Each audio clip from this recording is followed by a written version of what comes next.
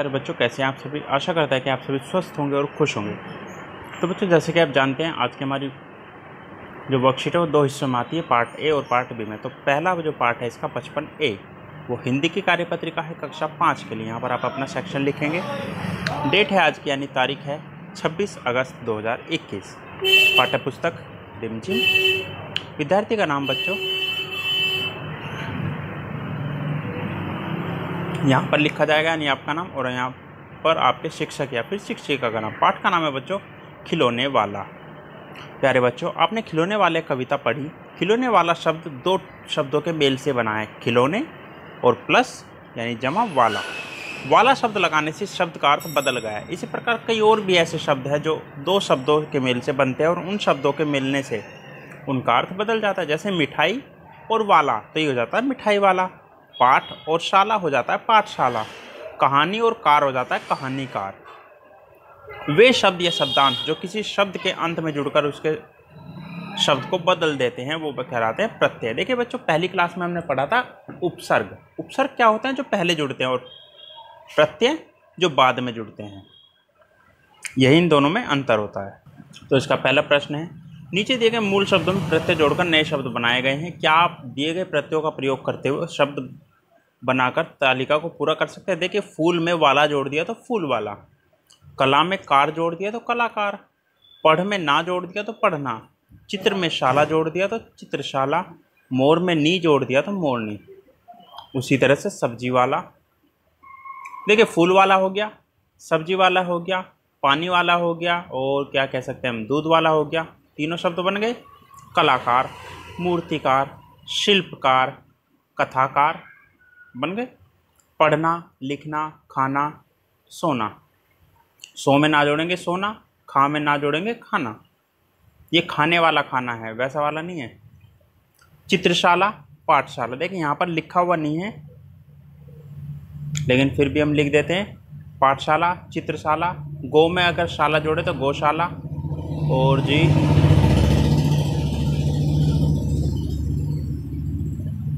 और क्या हो सकता है?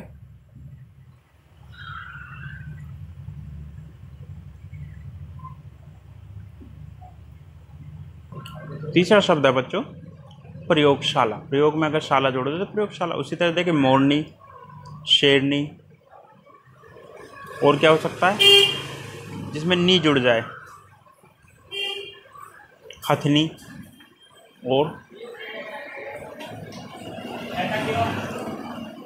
और जिसमें नी प्रत्यय जुड़े, एक शब्द आप बताइएगा। चलते हैं हम अगले प्रश्न पर। बच्चों सेकंड क्वेश्चन है, सेकंड प्रश्न है, दूसरा प्रश्न। निम्नलिखित शब्दों में से मूल शब्द और प्रत्यय अलग अलग करके लिखे। देखिए फल वाला, हाँ, फल वाला में फल और वाला। संगीतकार में संगीत और कार। हंसना में हंस जमा ना। शेरनी में शेर जमा ना। ये हो जाएंगे हमारे मूल शब्द और प्रत्यय शब्द। ठीक है बच्चों। इसके बाद तीसरा, कविता में आए निम्नलिखित शब्दों में से वाक्य बनाने का प्रयास कीजिए।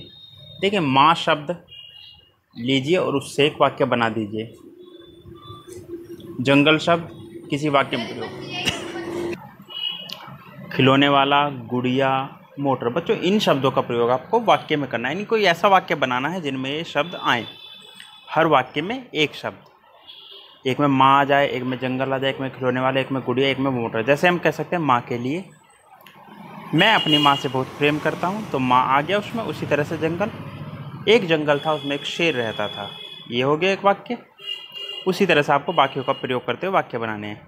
अभिभावकों के लिए सुझाव है, किताबें ज्ञान का भंडार है। बच्चों को किताबों का महत्व समझाते हुए उन्हें पढ़ने के लिए प्रेरित कीजिए। किताबें जहाँ भी मिल जाए पढ़ने के लिए प्रेरित कीजिए। ऐसा नहीं है सिर्फ किताबें ही, ऑनलाइन किताबें भी पढ़ सकते हैं। तो बच्चों आपको कार्यपत्रिका मज़ेदार लगी ना? अब झटपट बताइए कि आज आपने क्या नया सीखा। तो आज आपने अगर नया कुछ सीखा है तो आप बता सकते हो। अगर नहीं याद तो वीडियो को दोबारा देखिए। आज आपने प्रत्यय सीखे हैं। और अंत में, कोरोना से बचने के लिए अपने हाथों को साबुन में पानी से नियमित रूप से धोइए। हम चलते हैं बच्चों इसके सेकंड पार्ट यानी 55B की तरफ। तो बच्चों जैसे कि आप देख सकते हैं 55B जो वर्कशीट है ईवीएस की वर्कशीट है क्लास 5th के लिए। यहाँ पर आप अपना सेक्शन लिखेंगे। डेट है आज की 26 अगस्त 2021। Same text book looking around, यानी हिंदी में अगर हम देखें तो आसपास। यूनिट 11 सुनीता इन स्पेस, यानी अंतरिक्ष में सुनीता। यहाँ पर स्टूडेंट नेम यानी आपका नाम और यहाँ पर आपके टीचर का नाम। प्यारे बच्चों, हमारी पृथ्वी एकमात्र ऐसा ग्रह है जिस पर जीवन संभव है। आज हम पृथ्वी से संबंधित कुछ रोचक जानकारियाँ प्राप्त करेंगे। क्या आप जानते हैं पृथ्वी के बारे में अच्छे से समझने के लिए वैज्ञानिकों ने पृथ्वी का एक प्रतिरूप बनाया है जिसे हम ग्लोब कहते हैं। क्या कहते हैं? ग्लोब। और ग्लोब पर विभिन्न स्थानों का अध्ययन करने के लिए इस पर कुछ कृत्रिम रेखाएं भी बनाई गई हैं। आइए ग्लोब के बारे में और अधिक जानने का प्रयास करते हैं। नंबर 1, ग्लोब को ध्यानपूर्वक देखने कर नीचे दिए गए विवरण के आधार पर और संकेत बॉक्स की सहायता से ग्लोब के विभिन्न भागों को नामांकित कीजिए। देखिए, ग्लोब का जो सबसे ऊपरी बिंदु क्या होता है बच्चों? उत्तरी ध्रुव, पहले नंबर पर लिख देंगे। ग्लोब को 2 बराबर भागों में काटने वाली रेखा होती है बच्चों, भूमध्य रेखा। 2 नंबर पर ग्लोब के ऊपरी भाग में स्थित रेखा, तो बच्चों कर्क जो रेखा है वो होती है बच्चों उत्तरतम रेखा, यानी उत्तरी भाग में स्थित 3 नंबर पर। और निचले भाग में स्थित होती है मकर रेखा, यानी 4 नंबर। और ग्लोब का सबसे निचला बिंदु, ऊपरी बिंदु उत्तरी ध्रुव और निचला बिंदु दक्षिणी ध्रुव, यानी 5 नंबर ये आ जाएगा। अब देखिए बच्चों, यहाँ पे दिया हुआ है, देखिए ये रहा उत्तरतम बिंदु, उत्तरी ध्रुव यहाँ पर आएगा। भूमध्य रेखा ये रही यहाँ पर। उत्तर की तरफ यानी ऊपर की तरफ जो रेखा है वो है कर्क रेखा, ये रही। और दक्षिणी ध्रुव ये रहा 5वें नंबर पर, और मकर रेखा 4थे नंबर पर। ठीक है बच्चों। अंत में बच्चों प्रश्न आता है, प्रश्न नंबर 2। प्यारे बच्चों, क्या आप अंदाज़ा लगा सकते हैं कि अंतरिक्ष से हमारी पृथ्वी कैसी दिखती होगी? साथ में दिया गया पृथ्वी का चित्र अंतरिक्ष से लिया गया है। आप इस चित्र को अपने पर्यावरण अध्ययन पुस्तिका के प्रश्न नंबर 105 पर भी देख सकते हैं। अब आप इसे ध्यानपूर्वक देखकर प्रश्नों के उत्तर दीजिए। देखिए ये रहा चित्र, आपको 105 नंबर पेज पर भी मिल जाएगा। नंबर 1, चित्र में दिखाई दे रहे रंग का क्या दर्शा रहे हैं? नीला रंग किस चीज़ को दर्शाता है बच्चों? समुद्रों को, महासागरों को। हरा रंग जो जमीनी है, जमीनी हिस्सा। और सफ़ेद रंग है बच्चों बादलों को दर्शाता है। एक्टिविटी है, किसी पुरानी गेंद की सहायता से ग्लोब बनाने का प्रयास करें और अपने अध्यापक और अध्यापिका के साथ साझा कीजिए। बच्चों, आपके घर में कोई पुरानी गेंद पड़ी होगी, उस पर आप ग्लोब, उसकी सहायता से आप ग्लोब बना सकते हैं।